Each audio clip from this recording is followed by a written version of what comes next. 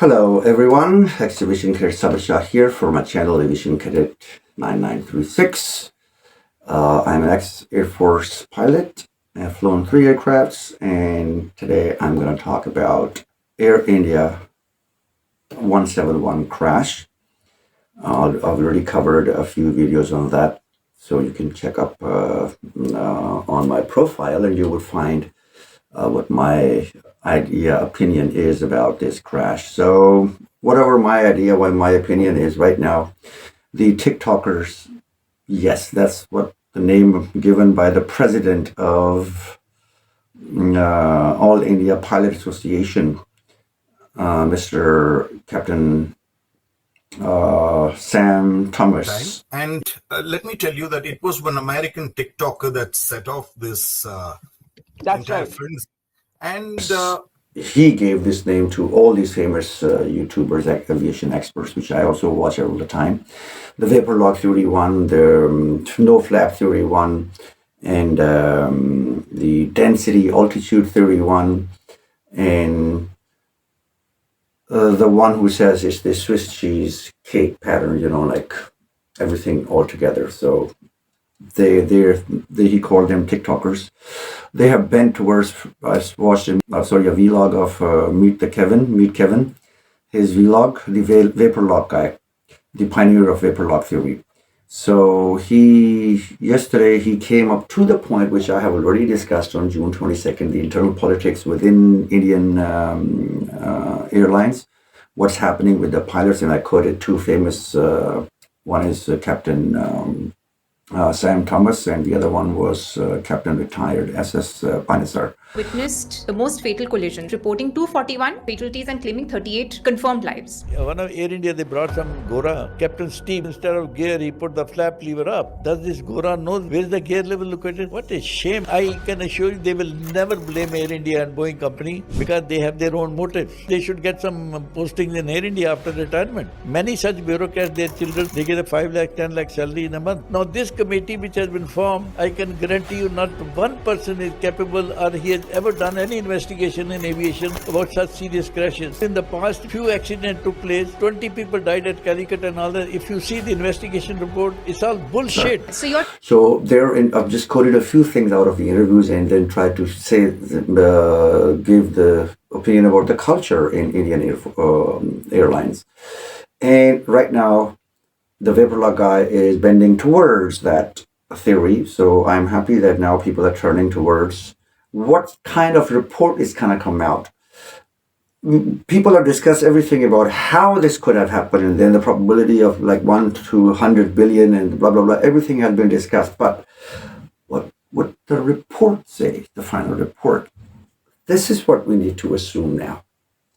And why? And again, the reason is the final report is always dubious in all of the air crashes, and they do not give any directions how to prevent these kinds of incidents from the future. I have examples of Air Blue 202 in Pakistan, and the report was the shittiest report ever I've seen, with a lot many problems in the report, and on the basis of that, people are still cursing the pilots. But that was in 100 billion, that kind of thing happening. It has never happened again because the probability of that is most unlikely to happen. PK 8303. And again, the report was rubbish, bullshit, I would call it. And we will have the same incident again because the mechanical problems of the aircraft were not discussed. And both these countries, India and Pakistan, they go on minimum equipment list, MEL. Meaning that if you have 2 engines, dual engine, and 1 engine like Boeing 787-8 meant to even take off on 1 engine, the engineers would force you, of course, to fly that aircraft. And they would not let you, if you choose not to go, you would be fired, you would be fined. And that's what happens in Air India: fatigued, fired, fined, and forced and fear of flying because if you don't, you're going to be suspended, you're going to be terminated from your services. And I've given the examples in my previous video. So, who have oxygen only for 12 minutes for passenger in case of pressurization failure. He said, I will not operate on this aircraft to Bangalore because in case of pressurization failure, I'm supposed to come down to 10,000 feet immediately. But I cannot come because the hills are 25,000 feet. You give me a different route. They say, no, you have to fly on this route. He said, I will not go. He refused to fly. The flight was delayed by 8 hours. And they gave him a different, when he came, they suspended, they terminated service. Is this the way? So Meet Kevin has watched his vlog. He has mentioned from a local newspaper of India, and a guy wrote an article in mentioning all the incidents which I did like 4 days ago. Today's 26th, but it's on 22nd. So 4 days ago, I already mentioned that one. You can see, watch my vlog. You will get a juice of the extract of that one, and then this article which Meet Kevin posted. So let's come to the next phase. So in my previous video, I described the culture. In today's video, now we know what we know so far. The updates is that Indian Air has declared the black box is damaged. That's one thing to be noted. The black box is damaged. We're looking for MH370 black box till to the day. We still believe that data is going to be saved because that has been, not because, even that black box is down in the Pacific Ocean somewhere, like tens of thousands of meters down under the ocean depth. And yet, the aviation experts believe that the data can be recovered because that's what the black box is meant for. Until you open it and you take a hammer and destroy the chips. Apart from that one, a black box cannot be destroyed, but we have seen at least the incidents I have covered. PK8303, Air Blue 202, and this Air India 171. The black box has been damaged in all three reports, incidents. So it cannot be damaged. Practically, it shouldn't be damaged, and especially the black box of 171, it's in the tail section, and the tail section is totally intact. And the other thing which I found out, that there was no fire within the fuselage, and that's why we have a survivor. By the way, he's very dubious too.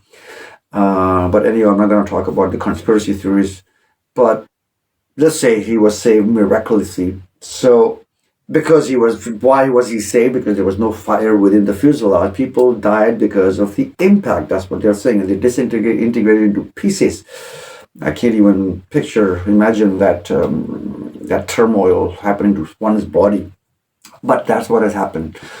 The people died because of the crash impact. And that was coming down with a speed of at least 150, 160 knots and hit the ground. So definitely, action and reaction are equal because you are with your seatbelt. So whatever impact it went to the ground, it came back to your body and then boom, gone. And this guy, lucky he somehow came out of, even from the explosion, we could see a big ball.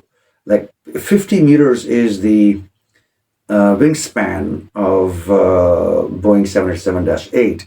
And this guy, he managed to escape that big fireball, that at least 50 meters.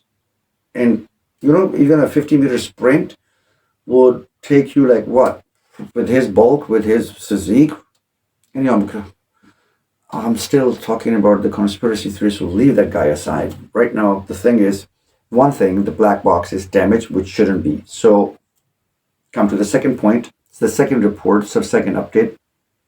India has handed over this damaged black box in only the FDR, the Flight Data Recorder, to FAA, the Federal Aviation Authority of the US, which is the father company of the Boeing itself.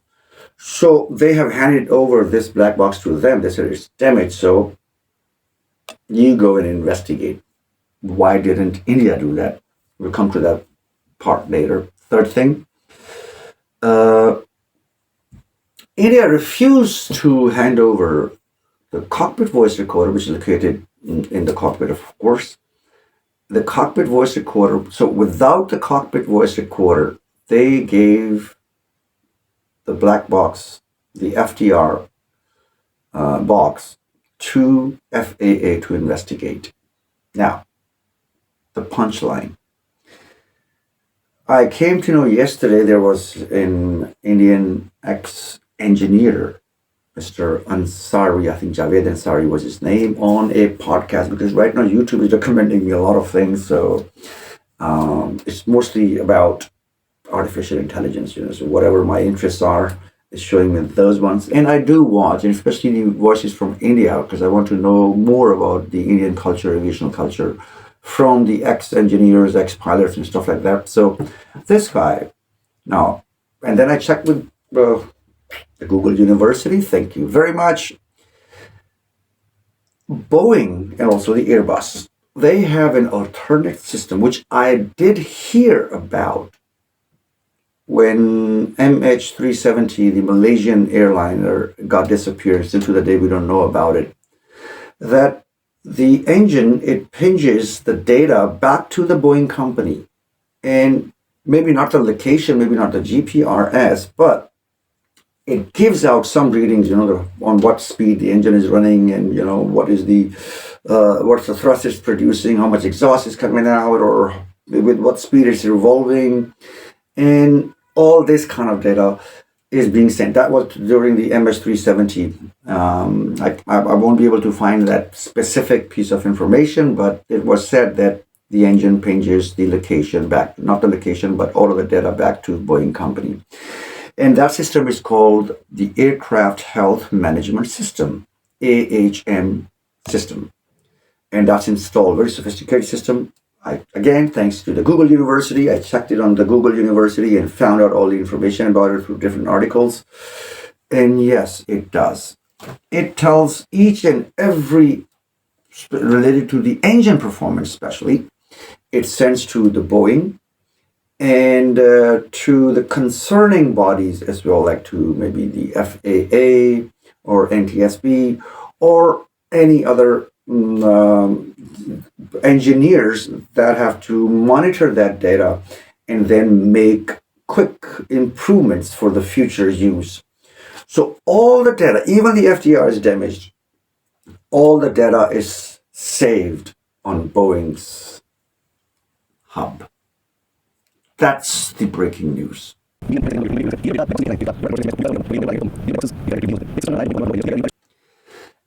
No matter if the FDR is damaged, it's broken, nothing, how the engine was functioning prior to the flight, whenever it switches on, whenever the engine switches on, the information, it starts to send the information through whatever network it is connected to. Of course, you have to connect to a Wi-Fi once you start doing all these things on the aircrafts too. So it starts sending the information to the Boeing, the concerned engineer, and the concerned authorities. So even if the FDR is damaged, Indians cannot run away. Indian airliners cannot. The question comes that why have they handed this FDR without the cockpit voice recorder? Now, that's what I think. Why did they do that? Now, what does FDR do? It records about 200 different kinds of parameters of the aircraft. So FDR would tell you that at this time the flaps were up, or at this time the flap lever was put at this position, or what was the position of the throttles, or when was the autopilot engaged, what direction was chosen, and these kind of information is going to give to it's going to record on those, they called aluminum foil chips. I don't know the anatomy of the black box, but why would India give that one? Now, a neutral investigation report would be that you keep the FDR data and you keep the CVR and then match them together. So in the previous incidents, I mentioned PK8303 and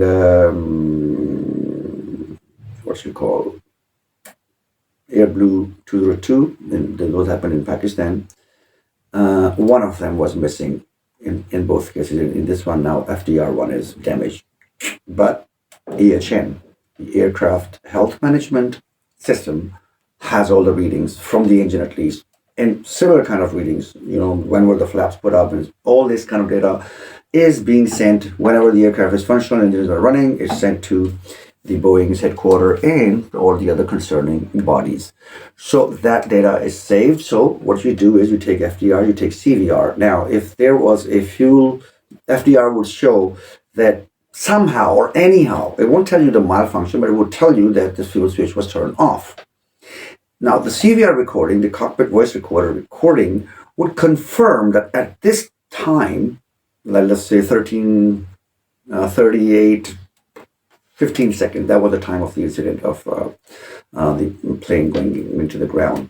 So that time of fuel being cut off, let's see, I'm just supposing, and then the cockpit voice recorder has at least the two pilots talk to each other, conversation to each other. You could turn this one off, or I'm turning this one off. Or even if they didn't talk, once they move the lever, once they move the switch to off position, of course there's a click sound.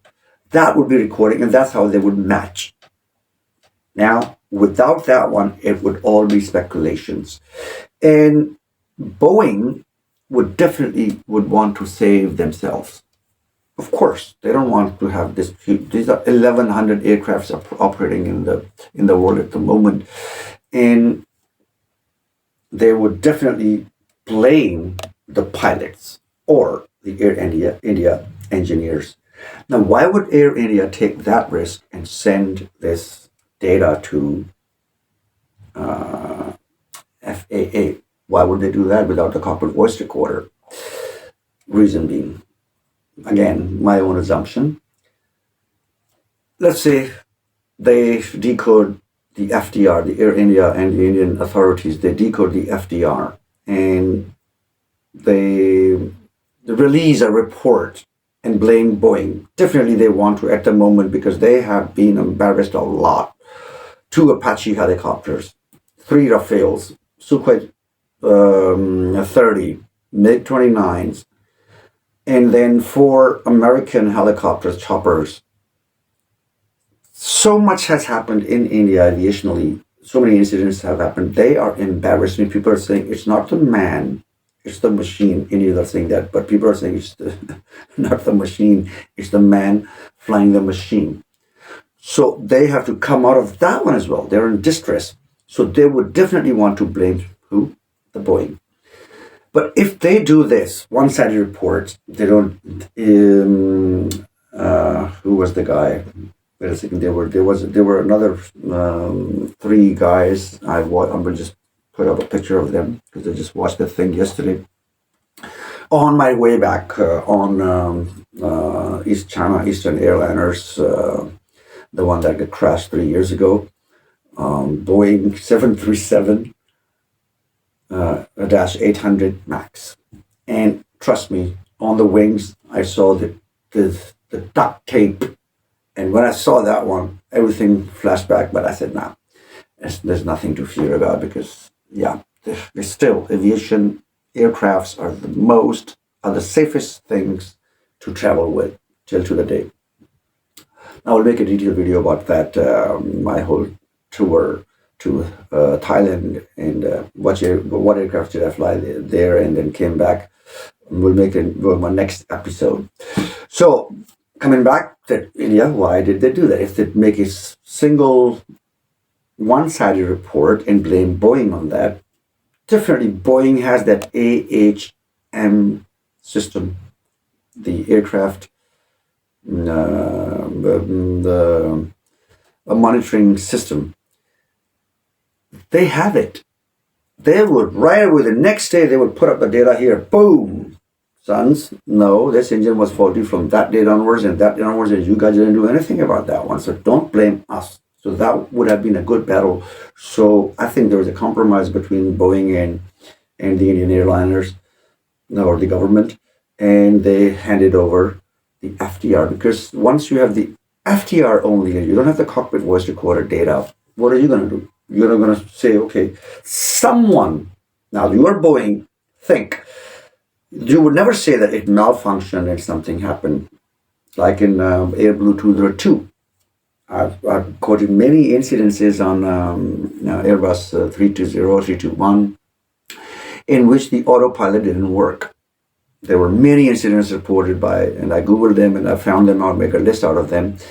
But it's specifically in this case where there's no cockpit voice recorder, they just, or at least they didn't give us the full information.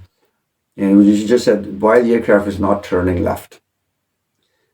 And this autopilot, the heading direction switch was working all the time. They did 11 turns after if you see Airplane 202, you would see but it malfunctioned on the last turn and where it hit the mountain, and then all those people, they got perished.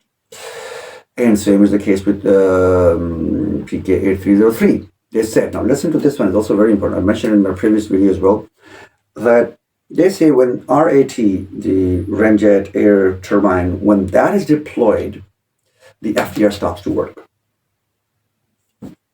And the cockpit voice recorder also stops to work. This is what was told to us in the previous report from PK8303. Final report has been come out after 4 years. And that's what the report said. So this aircraft, the RAT were deployed, and now the FDR is damaged. So, they throw the ball into Boeing's court and said, now you deal with it. And Boeing is, of course, definitely going to come, okay, this engine was faulty, probably. And then they had to, upon takeoff, they did take off, maybe the engine was not running at full speed. It was not, but it's optimum speed, but it was still working a bit. So that's why the aircraft was on the left side of the runway when it took off. The right engine was not working properly, so they had to switch off the right engine, because for takeoff you need that much thrust. Why? You need even half working engine. You need that one because you were overloaded. You had 125 tons of fuel. You had like 300 tons of people and their belongings. As mentioned, Indian culture, people take hand carries of 20 kilos, 30 kilos. No one stops them. You have to find a jugaad, find someone on the FAA, and then just pay them something, and then you can get all your belongings onto the aircraft. So it was, again, the wrongly data was input. So all this combo Swiss cheese, my Swiss cheese theory is this, that density altitude was measured wrong. The load on the aircraft was measured wrong. The temperature was high at that day, so you have to have 1.5 engine to take off, which did happen. The engine probably, they were told by the engineers on the ground that this aircraft is going to be okay, but it wasn't okay. And I think the engineer convinced the pilot somehow that you should take off with 1.5. I'm just saying 1.5. This is probability. This is my theory. Okay, the takeoff with 1.25 engine or 1.5 engine, which you see one fully functional and one not fully functional. And you take up with it so that once you are airborne, you just switch off the less efficient engine, and then you can continue your flight with one engine. India is under stress, as I said, and they're also under stress because Air India is paying a lot in losses because of Pakistan closed their airspace as well. So they have to take a long Ahmedabad, the whole Indian aircraft, they go through Ahmedabad airport because that is the down under. And then they have to make a right up towards north, and then go up towards the Gulf area, and then over Turkey, and then they go to the western routes. Otherwise, it was simple. Through Pakistan, they go to Iran, Turkey, and then move on. But now they have to make a U-turn, kind of U-turn. So this extra fuel they're burning, and in this flight even, it was on full fuel capacity, 9 hours of flight. That means that you need the fuel tanks up to the brim. So fuel tanks were fully up to the brim, and 125 tons, I think it's more than that one. And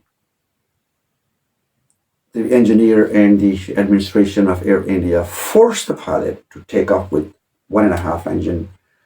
Now, did they turn off the other engine, the working one? Possibility is more than the Boeing 787-8 engine, dual engine failure is the probability of accidentally turning off the engine. That has happened in Indian Airlines before, and that was quoted by another guy who was terminated from Indian Airlines because he took a sick leave, and he was found at a wedding party, and he explained why he went to join that wedding party when he was on sick leave, mandatory sick leave, which he could take, which was his right, not even sick. This is Indian law. So this guy, his testimony is also worth it. So I have seen all the Indian pilots and ex-pilots, ex-engineers. Maybe they're angry with Indian airliners, but yes, this is the culture in this part of the world. That administration, Tata, the private company that owns Air India now, the engineers on the ground, and then the pressure from the government, blah, blah, blah, everything. Pilot has triple F, and I've made 5 Fs now. Fear, forced, frightened, fined, and have to fly. So after this one, the poor guy, he did take up with one not so efficient engine and one efficient engine. That's why he was taken off from left side, which was from my day one theory, that he was not on the center line, he was on the left side. People say because the right engine was working, it was a new engine, and the left engine was not working, so it yawed towards left. No, they cater the yaw after 60 knots. Boeing 787 auto trimmers, they kick in, and then you don't need to put the pedals in left or right. It's easy, smooth. The aircraft systems take in. They got fuel. Well, that's again, we're going to go into those kind of theories. But what I'm saying is, politically, how this has happened, the pilot was forced to take off on one faulty engine and one good engine. Probably they switched off the faulty engine, and as soon as they did that one, what happened?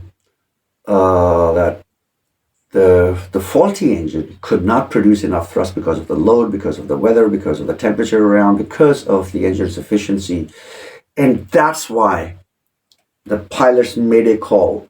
He said very clearly, what did he say? Let me quote, because I've checked, there are different versions of that one. But what he says, thrust not achieved. And he said, going down. And of course, definitely in the end, what did he say? Brace for impact. Boom. May their souls rest in peace.